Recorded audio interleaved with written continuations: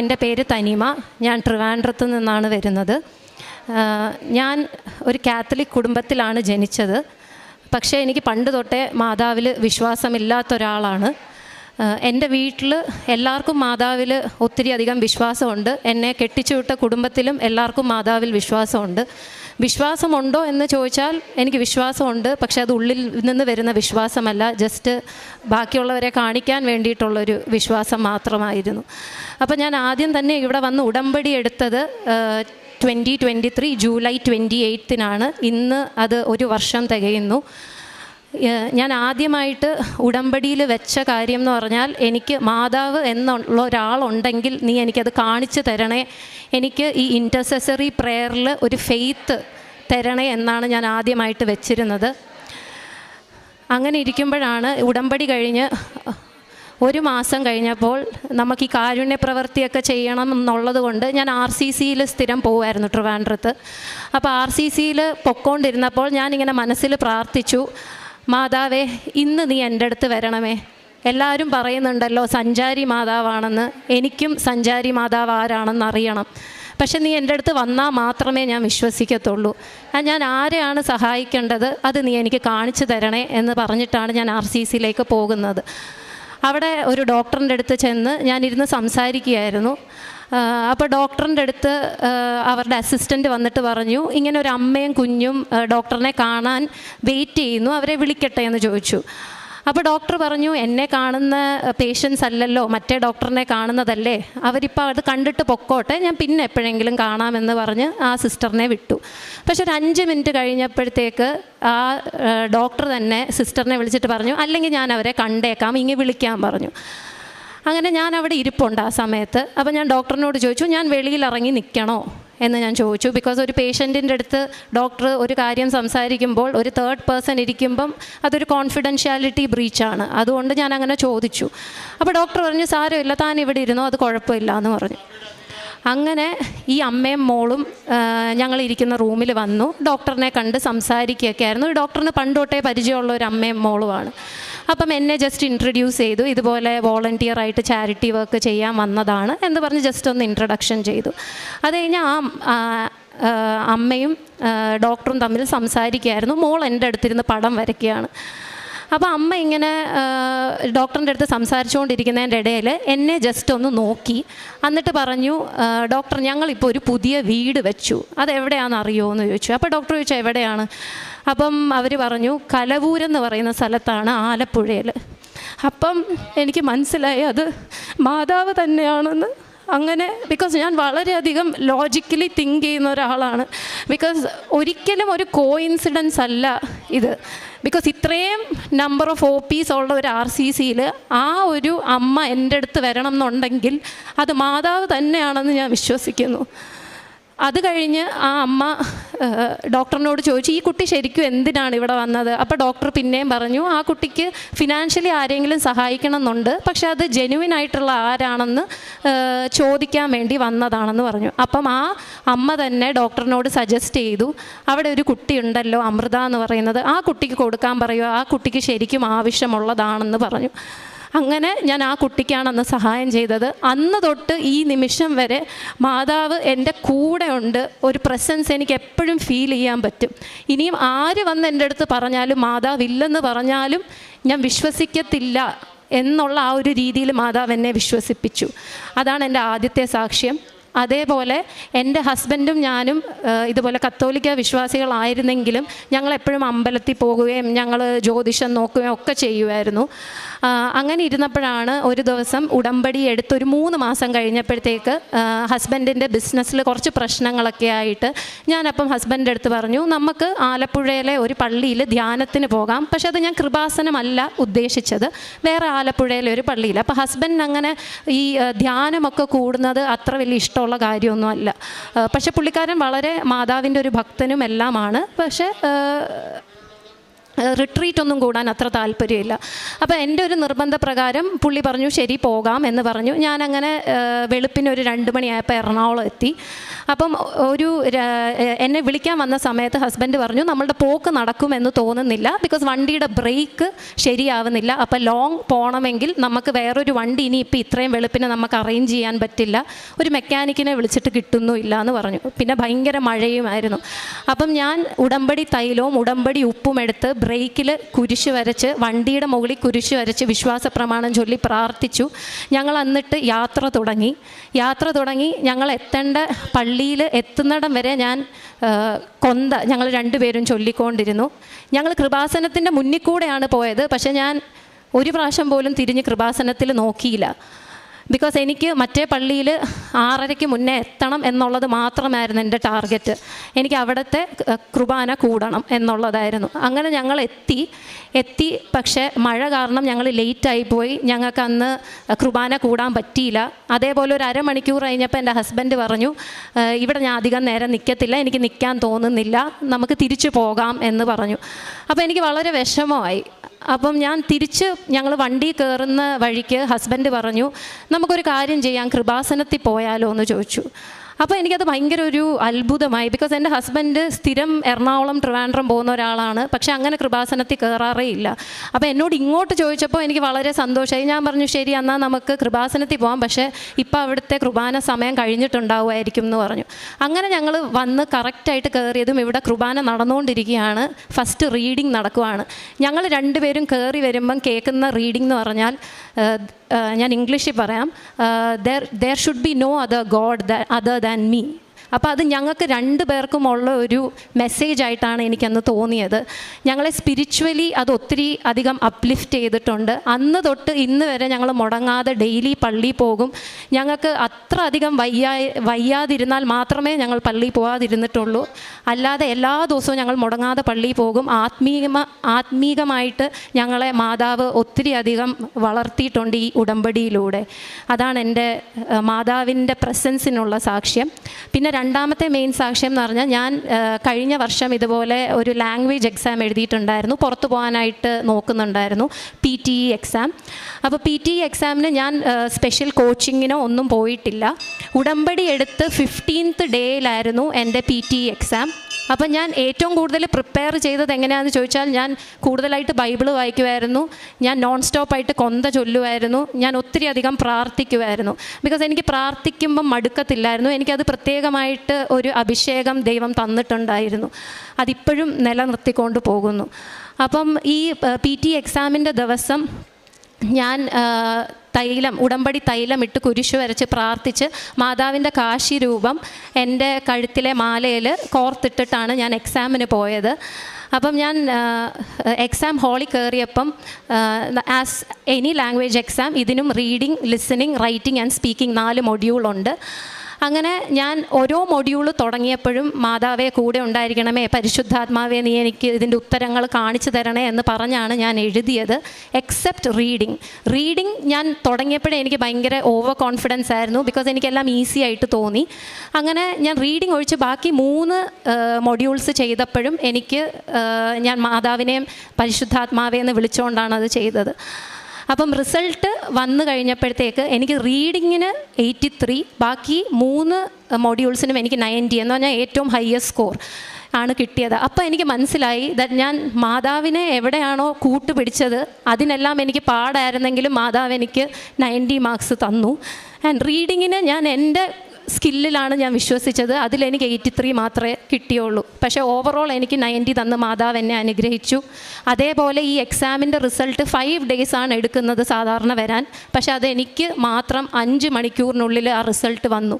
അപ്പോൾ 5 മണിക്കൂറിനുള്ളിൽ ആ മെയിൽ വന്നപ്പം ഞാൻ വിചാരിച്ചു അതെങ്ങനെ ശരിയാവും, ചിലപ്പോൾ ഇത് ഫേക്ക് മെയിലായിരിക്കും എന്ന് വിചാരിച്ചു. ഞാൻ എന്നിട്ട് കൺസേൺഡ് അതോറിറ്റീനെ വിളിച്ച് ചോദിച്ചു. അപ്പോൾ അവർ ചെക്ക് ചെയ്തിട്ട് പറഞ്ഞു ഇല്ല, ഇത് ഒറിജിനൽ റിസൾട്ട് തന്നെയാണ് എന്ന് പറഞ്ഞു. അങ്ങനെ മാതാവ് എനിക്ക് ടൈം ഷോർട്ടനിങ്ങിലൂടെ വലിയൊരു അനുഗ്രഹവും തന്നു. മൂന്നാമത്തെ സാക്ഷ്യം എന്ന് പറയുന്നത് എൻ്റെ ജോലി സംബന്ധമായിട്ടുള്ള സാക്ഷ്യമാണ്. ഞാൻ ഒരു ബയോമെഡിക്കൽ എൻജിനീയറാണ് ബൈ പ്രൊഫഷൻ. ഞാനപ്പോൾ കോവിഡിന് മുന്നേ വരെ ഹോസ്പിറ്റൽ ഫീൽഡിലാണ് വർക്ക് ചെയ്തത്. കോവിഡിൻ്റെ സമയത്ത് ഞാൻ എൻ്റെ സെക്കൻഡ് ബേബിയെ ക്യാരിങ് ആയതുകൊണ്ട് ഹോസ്പിറ്റൽ ഫീൽഡിൽ നിന്ന് മാറി നിൽക്കാൻ ഞാൻ റിസർച്ച് ഫീൽഡിൽ പോയായിരുന്നു. അപ്പോൾ റിസർച്ച് ഫീൽഡിൽ ഒരു 2 years കഴിഞ്ഞപ്പം പിന്നെ എനിക്ക് കുറച്ച് സാച്ചുറേറ്റഡ് ആയി. എനിക്ക് അവിടെ നിൽക്കാൻ പൊതുവേ താല്പര്യമില്ല. എനിക്ക് തിരിച്ച് ഹോസ്പിറ്റൽ ഫീൽഡിൽ വർക്ക് ചെയ്യാനാണ് താല്പര്യം. അപ്പോൾ ഓൾമോസ്റ്റ് ഒരു 11+ years എക്സ്പീരിയൻസ് ആയപ്പോൾ ഞാൻ എനിക്ക് ഭയങ്കരമായിട്ട് മെറിറ്റ് ഉണ്ടെന്ന് ഞാൻ വിശ്വസിച്ചു. ഞാൻ എവിടെ അപ്ലൈ ചെയ്താലും എനിക്ക് കിട്ടുമെന്ന് ഞാൻ ഓവർ കോൺഫിഡൻ്റ് ആയി. ഞാൻ പല സ്ഥലത്തും അപ്ലൈ ചെയ്തു, പക്ഷേ എനിക്ക് ഒരു സ്ഥലത്തും കിട്ടിയില്ല. ഞാൻ ഓൾറെഡി ജോലി ചെയ്തുകൊണ്ടിരുന്ന സ്ഥലത്തും എനിക്ക് അറിയുന്ന ആൾക്കാരുണ്ടായിട്ടും റെക്കമെൻഡേഷൻ ചെയ്യിപ്പിച്ചു, എന്നിട്ട് ഒന്നും എനിക്ക് ഒരു സ്ഥലത്തും കിട്ടിയില്ല. അവസാനം ഞാൻ ഉടമ്പടിയിൽ മാത്രം വിശ്വസിച്ച് പ്രാർത്ഥിച്ച് ഞാൻ അമ്മയുടെ അടുത്ത് പറഞ്ഞു, അമ്മേ, എനിക്കിവിടെ ഇപ്പം ഞാൻ ജോലി ചെയ്തുകൊണ്ടിരിക്കുന്ന സ്ഥലത്ത് എനിക്ക് മാനസികമായിട്ട് പറ്റുന്നില്ല, ബുദ്ധിമുട്ടുണ്ട്. എന്നെ നാണം കെടുത്താതെ ഞാനവിടെ കോൺട്രാക്ട് ബേസിസിലായിരുന്നു. അപ്പോൾ ഈ കോൺട്രാക്റ്റ് February 28, 2024 തീരും. അതിന് മുന്നേ എന്നെ നാണം കെടുത്താതെ എനിക്ക് വേറൊരു ജോലി തരണേ എന്ന് ഞാൻ പ്രാർത്ഥിച്ചു. അങ്ങനെ ആ പ്രാർത്ഥനയുടെ ഫലമായിട്ട് എനിക്ക് March 1 ജോയിൻ ചെയ്യുന്ന പോലെ വേറൊരു സ്ഥലത്ത് എൻ്റെ ഫീൽഡിൽ തന്നെ എനിക്ക് ജോലി കിട്ടി. പക്ഷേ ആ ജോലിയാണെങ്കിലും ഞാൻ 1 മാസത്തിനുള്ളിൽ വിട്ടു. ബിക്കോസ് ആ സമയത്ത് എൻ്റെ ഹസ്ബൻഡാണ് എനിക്ക് ആ ഒരു ബോധ്യം തന്നത്, ദാറ്റ് നീ പ്രാർത്ഥിച്ചത് നിനക്ക് നാണക്കേടുണ്ടാവാതിരിക്കണം എന്നുള്ളതാണ്. അത് മാതാവ് നിൻ്റെ പ്രാർത്ഥന കേട്ടു. പക്ഷേ ആ ഒരു ജോലി കയറിയപ്പം എനിക്ക് പ്രാർത്ഥിക്കാൻ, പള്ളി പോകാൻ അല്ലെങ്കിൽ വേറെ ഒരു കാര്യത്തിനും എനിക്ക് സമയമില്ല. ശമ്പളം മാത്രമുണ്ട്, പക്ഷേ ബാക്കി പീസ് ഓഫ് മൈൻഡ് എന്ന് പറയുന്നൊരു സാധനമില്ല. അപ്പം ഞാൻ പിന്നെ അത് തിരുത്തി പ്രാർത്ഥിക്കാൻ തുടങ്ങി. എൻ്റെ ദൈവമേ, എനിക്ക് ദൈവത്തിലോട് കൂടുതൽ അടുക്കുവാനും എനിക്ക് പള്ളി പോകുവാനും എൻ്റെ ബാക്കി എല്ലാ കാര്യങ്ങളും ചെയ്യുവാൻ വേണ്ടി ക്രമീകരിക്കുന്ന ഒരു ജോലി നീ എനിക്ക് തരണേ എന്ന്. അങ്ങനെ ഞാൻ പ്രാർത്ഥിച്ച് എൻ്റെ 2ാമത്തെ ഉടമ്പടി പുതുക്കൽ കഴിഞ്ഞ് ഒരു 3 മാസത്തിനുള്ളിൽ എനിക്ക് എൻ്റെ വീടിൻ്റെ അടുത്ത് തന്നെ എൻ്റെ ഈ ബയോമെഡിക്കൽ ഡിപ്പാർട്ട്മെൻറ്റിൻ്റെ ഹെഡ് ഓഫ് ഡിപ്പാർട്ട്മെൻറ്റായിട്ട് ഒരു ഹോസ്പിറ്റലിൽ ജോലി കിട്ടി. അവിടെയാണ് ഞാനിപ്പോൾ വർക്ക് ചെയ്തുകൊണ്ടിരിക്കുന്നത്. എനിക്ക് പള്ളി നടന്നു പോകാനായിട്ടുള്ള ദൂരമേ ഉള്ളൂ, വീട്ടിൽ പോകാനും നടന്നു പോകാനായിട്ടുള്ള ദൂരമേ ഉള്ളൂ. എൻ്റെ എല്ലാ കാര്യങ്ങളും ദൈവം അതിനനുസരിച്ച് ക്രമീകരിച്ച് സന്തോഷമാക്കി തന്നിട്ടുണ്ട്. പിന്നെ അടുത്ത സാക്ഷ്യം എന്ന് പറയുന്നത് എൻ്റെ ചേച്ചിയുടെ സൗഖ്യത്തിൻ്റെ സാക്ഷ്യമാണ്. എൻ്റെ ചേച്ചി എബ്രോഡാണ്, ദുബായിലാണ്. അപ്പോൾ ചേച്ചിക്ക് ഇവിടെ നിന്ന് ഉടമ്പടി വസ്തുക്കളൊന്നും നമുക്ക് ആദ്യത്തെ സമയത്ത് എത്തിച്ചു കൊടുക്കാൻ പറ്റിയില്ലായിരുന്നു. അത് കഴിഞ്ഞ് ഒരാൾ പോയ സമയത്ത് നമ്മൾ ഇവിടുന്ന് കാശിരൂപവും ഉടമ്പടി ഉപ്പുമൊക്കെ കൊടുത്തു വിട്ടായിരുന്നു. ചേച്ചിക്ക് സ്ഥിരമായി ബാക്ക് പെയിനും തോള് വേദനയും ഒക്കെ ഉണ്ടായിരുന്നു. അപ്പോൾ തോള് വേദനയ്ക്ക് അവർ സർജറി ചെയ്യണം എന്നാണ് പറഞ്ഞത്. 2-3 ഡോക്ടേഴ്സിനെ കാണിച്ചു. അപ്പോൾ അവർ സർജറിയാണ് നെക്സ്റ്റ് ഓപ്ഷനായിട്ട് പറഞ്ഞത്. വളരെ ബുദ്ധിമുട്ടായിരുന്നു. ഒന്ന് കാലെടുത്ത് വെച്ച് നടക്കാൻ പോലും പറ്റത്തില്ലായിരുന്നു. അപ്പം ഈ കാശിരൂപം വെച്ച് പ്രാർത്ഥിച്ചതിൻ്റെ ഫലമായിട്ട് രോഗസൗഖ്യം നൽകി മാതാവ് അനുഗ്രഹിച്ചു. അതേപോലെ ചേച്ചിക്ക് ഒരു ജ്വല്ലറി ബിസിനസ് ഉണ്ട്. അപ്പം ചേച്ചിയുടെ ജ്വല്ലറി ബിസിനസ്സിൽ എപ്പോഴും സെയിൽസിൻ്റെ ഇത് വരുമ്പോഴത്തേക്ക് വളരെ കുറവായിരുന്നു സെയിൽസ്. ഇതേപോലെ അക്കൗണ്ട്സ് ബുക്കിൻ്റെ മുകളിൽ അവർ കാശിരൂപം വെച്ച് പ്രാർത്ഥിച്ചപ്പോഴത്തേക്ക് ഓരോ പ്രാവശ്യവും കാശിരൂപം വെച്ച് പ്രാർത്ഥിക്കുമ്പോഴും വളരെയധികം സെയിൽസ് ഉണ്ടായി. മാതാവ് അവരെ അനുഗ്രഹിച്ചു. അടുത്തതെന്ന് പറഞ്ഞാൽ എൻ്റെ മോളുടെ ഒരു സാക്ഷ്യമാണ്. എൻ്റെ മോള് 3 വയസ്സാണ്. അപ്പം 3 വയസ്സിൽ അവൾക്ക് യൂറിനിൽ കുറച്ച് ബ്ലഡ് സെൽസിൻ്റെ ഒരു ഡയഗ്നോസിസ് ഉണ്ടായിരുന്നു. ആക്ച്വലി ആരും പറഞ്ഞിട്ടല്ല ശരിക്കും അവളുടെ യൂറിൻ ഞാൻ ടെസ്റ്റ് ചെയ്തത്. എൻ്റെ മനസ്സിൽ തന്നെ മാതാവാണ് തോന്നിച്ചതെന്ന് ഞാൻ അടിയുറച്ച് വിശ്വസിക്കുന്നു. എന്നോട് ഉള്ളിൽ നിന്ന് ഒരാൾ ഇങ്ങനെ എപ്പോഴും പറയും, നീ ചെക്ക് ചെയ്യ്, അവളുടെ യൂറിൻ ചെക്ക് ചെയ്യ് എന്ന് പറയും. അങ്ങനെ ഞാൻ ചെക്ക് ചെയ്തപ്പോൾ അവളുടെ യൂറിനിൽ കുറച്ച് റെഡ് ബ്ലഡ് സെൽസ് ഉണ്ടായിരുന്നു. അങ്ങനെ ഞാനൊരു ഹോമിയോ ഡോക്ടറിനെയാണ് കാണിച്ചത്. അപ്പോൾ ഡോക്ടർ ആദ്യം മരുന്ന് തന്നു. പക്ഷേ മരുന്ന് തന്നതിൻ്റെ കൂട്ടത്തിൽ തന്നെ ഞാൻ എല്ലാ ദിവസവും ഉടമ്പടി തൈലം അവളുടെ ജനൈറ്റൽ ഏരിയയിലിട്ട് കുരിശ് വരച്ച് വിശ്വാസ പ്രമാണം ചൊല്ലി ഉറങ്ങുന്ന സമയത്ത് പ്രാർത്ഥിക്കുമായിരുന്നു. അത് കഴിഞ്ഞ് ഒരാഴ്ച കഴിഞ്ഞ് ടെസ്റ്റ് ചെയ്യാൻ പറഞ്ഞു. ഒരാഴ്ച കഴിഞ്ഞ് ടെസ്റ്റ് ചെയ്തപ്പോഴും അതേപോലെ ആ റിസൾട്ട്, അതിലൊരു മാറ്റവും ഇല്ല. പക്ഷേ ഞാൻ പ്രാർത്ഥന ഞാൻ ഒന്നും കൂടെ സ്ട്രോങ് ആയി തന്നെ പ്രാർത്ഥിച്ചു. ഞാൻ ഓരോ ദിവസവും എന്താണോ ചെയ്തിരുന്നത് അതേപോലെ തന്നെ വിശ്വാസ പ്രമാണം ചൊല്ലി വിശ്വാസത്തിൽ തൈലമിട്ട് പ്രാർത്ഥിച്ചു. അങ്ങനെ 2 ആഴ്ച കഴിഞ്ഞ് പിന്നെയും ടെസ്റ്റ് ചെയ്യാൻ പറഞ്ഞപ്പം യൂറിൻ്റെ റെഡ് ബ്ലഡ് സെൽസ് എല്ലാം പോയി, എല്ലാം നോർമലായി.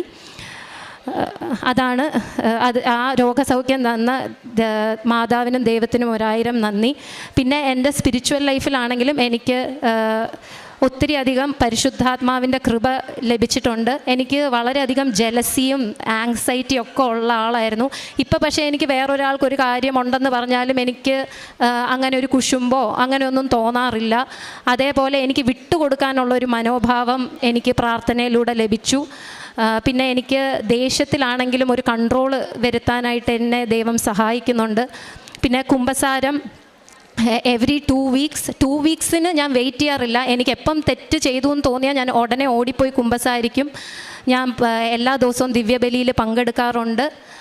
അതേപോലെ പ്രേക്ഷിത പ്രവർത്തനം എന്ന് പറയുമ്പം ഞാൻ ബസ് സ്റ്റാൻഡിലും ട്രെയിനിലും പിന്നെ ഞാനിപ്പം ഓഫീസിൽ പോവുകയാണെങ്കിൽ ഞാൻ എൻ്റെ ID കാർഡ് ഇട്ടുകൊണ്ട് തന്നെയാണ് പോയി എല്ലാവർക്കും ഈ പത്രം വിതരണം ചെയ്യുന്നത്. അപ്പം ഒരു പ്രാവശ്യം ഞാൻ ഇതുപോലെ ചെയ്തപ്പം എന്നോട് അവർ ചോദിച്ചു, ഇത്രയും പഠിപ്പുള്ള ഒരാൾ ഇങ്ങനത്തെ കോമാളിത്തരം കാണിക്കുന്നത് എന്തിനാണെന്ന് ചോദിച്ചു. സാധാരണ ഇങ്ങനെയൊക്കെ ചോദിക്കുമ്പോൾ എനിക്ക് പെട്ടെന്ന് ദേഷ്യം വരുന്ന ഒരാളാണ്. പക്ഷേ എനിക്ക് ആ പരിശുദ്ധാത്മാവിൻ്റെ കൃപ ഉള്ളത് കൊണ്ട് ഞാൻ ഒന്നും പറഞ്ഞില്ല. ഞാൻ പറഞ്ഞു, അത് നമുക്ക് ഓരോരുത്തർക്കും ആ അനുഭവം വരുമ്പോഴേ നമുക്ക് മനസ്സിലാവുള്ളൂ. നിങ്ങൾ അറ്റ്ലീസ്റ്റ് ഈ പേപ്പറിൽ ദൈവത്തിൽ നിന്ന് ഓരോരുത്തർക്ക് ലഭിച്ച അനുഭവങ്ങളാണിത്, നിങ്ങളൊന്ന് വായിച്ചെങ്കിലും നോക്കിയാൽ മതി, ദൈവം നിങ്ങളെ അനുഗ്രഹിക്കുമെന്ന് പറഞ്ഞു. അപ്പം ഒരു ദിവസം ഞാൻ ഇതുപോലെ ബസ് സ്റ്റാൻഡിൽ പത്രം കൊടുക്കാൻ പോയപ്പം എൻ്റെ അമ്മയും കൂടെ ഉണ്ടായിരുന്നു. അപ്പം അമ്മയുടെ അടുത്ത് ഒരാൾ ഇതുപോലെ എന്നോട് ഭയങ്കര ചൂടായിക്കൊണ്ട് വന്നു, താനൊരു എൻജിനീയറായിട്ട് താൻ എന്താണ് ഇങ്ങനത്തെ മന്ദബുദ്ധിത്തരം കാണിക്കുന്നത്.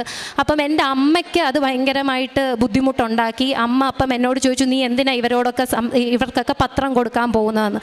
അപ്പം എനിക്ക് പരിശുദ്ധാത്മാവായിട്ട് തോന്നിച്ചാണ് ഞാൻ അമ്മയുടെ അടുത്ത് പറഞ്ഞു, അമ്മേ, പ്രേക്ഷിത പ്രവർത്തനത്തിന് ഇതൊക്കെ നമ്മൾ കേൾക്കേണ്ടി വരും. നമുക്ക് വേണ്ടിയല്ലേ ഈശോ കുരിശിൽ തറയ്ക്കപ്പെട്ടത്, ഒരു തെറ്റ് പോലും ചെയ്യാതെ. അപ്പോൾ ഇതൊക്കെ കേട്ടാലും കുഴപ്പമില്ല, ഈശോയുടെ വചനം ബാക്കിയുള്ളവരിൽ എത്തണം എന്ന് പറഞ്ഞാണ് ഞാൻ എപ്പോഴും പ്രേക്ഷിത പ്രവർത്തനം ചെയ്യാറുള്ളത്. പിന്നെ അതേപോലെ പ്രേക്ഷിത പ്രവർത്തനത്തിൻ്റെ പത്രം കൊടുക്കുന്ന മാത്രമല്ല, ഞാൻ എല്ലാ ദിവസവും ബൈബിൾ വായിക്കുമ്പം എനിക്ക് പരിശുദ്ധാത്മാവ് തോന്നിക്കുന്ന ഓരോ വചനം അതിൻ്റെ എക്സ്പ്ലനേഷനായിട്ട് എൻ്റെ കോൺടാക്ട്സിലുള്ള എല്ലാ ആൾക്കാർക്കും ഞാനൊരു ബ്രോഡ്കാസ്റ്റ് ഗ്രൂപ്പ് ഇട്ടിട്ടുണ്ട്. അവർക്ക് ഞാൻ ഡെയിലി അയച്ചു കൊടുക്കും. അപ്പം ഞാൻ ഒരു ദിവസം അയച്ചില്ലെങ്കിൽ ആൾക്കാർ ഇങ്ങോട്ട് ചോദിക്കും, ദാറ്റ് ഇന്ന് ദൈവത്തിൻ്റെ വചനം വന്നില്ലല്ലോ. അപ്പോൾ പലർക്കും അത് ഭയങ്കര ഒരു എനർജി ബൂസ്റ്ററാണ്. അപ്പം നമ്മളിലൂടെ ദൈവത്തിൻ്റെ വചനം ബാക്കിയുള്ളവരിൽ എത്തിക്കാൻ ദൈവം എന്നെ ഒരു ഇൻസ്ട്രുമെൻ്റായിട്ട് യൂസ് ചെയ്യുന്നതിൽ ദൈവത്തിന് നന്ദി പറയുന്നു. അതേപോലെ കാരുണ്യ പ്രവൃത്തി എന്ന് പറയുന്നത് ഇതേപോലെ ഞാൻ RCCയിൽ പിള്ളേരുടെ വാർഡിലാണ് യൂഷ്വലി പോകാറുള്ളത്. അവിടെ യൂഷ്വലി ഒരു 100 പേഷ്യൻസാണ്, കുഞ്ഞുങ്ങളാണ് ഒരു ദിവസം ക്യാൻസർ ബാധിച്ചിട്ടുള്ളവർ വരുന്നത്. അപ്പം അവർക്ക് മുട്ടായി കൊടുക്കുന്നതും അവർക്കല്ലാതെ അവരുടെ അമ്മമാരോട് സംസാരിക്കുന്നതും അവർക്ക് ദൈവത്തിലൊരു പ്രത്യാശ കൊടുക്കുന്നതും ഒക്കെയാണ് എൻ്റെ കാരുണ്യ പ്രവൃത്തി. പിന്നെ ഓൾഡ് ഏജ് ഹോംസിൽ പോകാറുണ്ട്, ഭക്ഷണം നൽകാറുണ്ട്. ഞാൻ എപ്പോഴും എൻ്റെ പിള്ളേരെ കൊണ്ടുപോകാറുണ്ട്. ബിക്കോസ് പ്രായമായിട്ടിരിക്കുന്നവർക്ക് പിള്ളേരെ കാണുമ്പം ഭയങ്കര സന്തോഷമാണ്. അപ്പം ആ ഒരു സന്തോഷം കൊടുക്കാൻ വേണ്ടി ഞാൻ എൻ്റെ പിള്ളേരെയും കൊണ്ടാണ് കാരുണ്യ പ്രവർത്തികൾക്ക് പോകാറുള്ളത്. എൻ്റെ ജീവിതത്തിൽ ചൊരിഞ്ഞ എല്ലാ അനുഗ്രഹങ്ങൾക്കുമായി ഞാൻ ഈശോയോടും മാതാവിനോടും 1000 നന്ദി പറയുന്നു. നിങ്ങൾ പശ്ചാത്തപിക്കുവിൻ, നാളെ നിങ്ങളുടെ ഇടയിൽ കർത്താവ് അത്ഭുതം പ്രവർത്തിക്കും. ജോഷുവയുടെ പുസ്തകം 3 തിരുവചനങ്ങൾ നാം കേൾക്കുമ്പോൾ, നിങ്ങളെ തന്നെ ശുദ്ധീകരിക്കുവിൻ, നിങ്ങളുടെ ഇടയിൽ കർത്താവ് അത്ഭുതം പ്രവർത്തിക്കുമെന്ന് പറഞ്ഞുകൊണ്ട് ജോഷുവ ജനത്തോട് പറയുന്ന തിരുവചനങ്ങളുമൊക്കെ നാം കൂട്ടിച്ചേർത്ത് വായിക്കേണ്ടതാണ്. ഇവിടെ ടാനിമ എന്ന ഈ മകള് തൻ്റെ അനുഭവ സാക്ഷ്യം പറയുമ്പോൾ വളരെ വ്യക്തമാണ് കാര്യങ്ങൾ. അതായത് താനൊരു ബയോകെമിക്കൽ എൻജിനീയറിംഗ് ആണ് അല്ലേ, ബയോമെഡിക്കൽ എൻജിനീയർ. അപ്പോൾ ഈ മകൾക്ക് അറിവുണ്ട്. ആ അറിവിൽ വളരെ ലോജിക്കലായിട്ട് തന്നെ തൻ്റെ ജീവിതത്തെക്കുറിച്ച് ചിന്തിച്ച് ഒരു സൂപ്പർ പവറുണ്ട്. അപ്പോൾ എല്ലാ കാര്യങ്ങളും ആ സൂപ്പർ പവറാണ് നോക്കുന്നത്.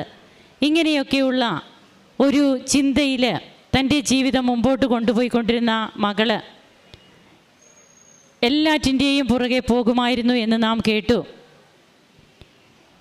നിൻ്റെ ദൈവമായ കർത്താവ് ഞാനാണ്, ഞാനല്ലാതെ മറ്റൊരു ദൈവം നിനക്കുണ്ടാകരുത്. 10 കൽപ്പനകളിൽ നമ്മോട് തമ്പുരാൻ അരുളി ചെയ്യുന്നതാണിത്. അപ്പോൾ തൻ്റെ വിശ്വാസ ജീവിതത്തിൽ അവിടെ ചാഞ്ചല്യപ്പെട്ടുകൊണ്ടിരുന്ന ഒരു മകള്